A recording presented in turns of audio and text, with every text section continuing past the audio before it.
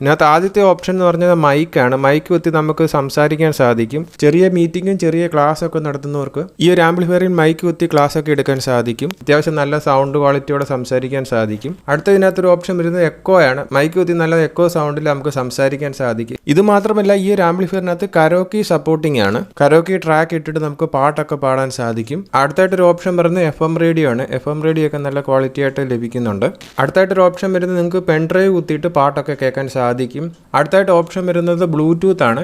നമ്മുടെ phone Bluetooth ഉപയോഗിച്ച് connect ചെയ്ത് പാട്ടൊക്കെ കേൾക്കാൻ സാധിക്കും. പിന്നെ ഓക്സ് ആണ്. ഓക്സ് ഇൻപുട്ട് വരുന്നുണ്ട്.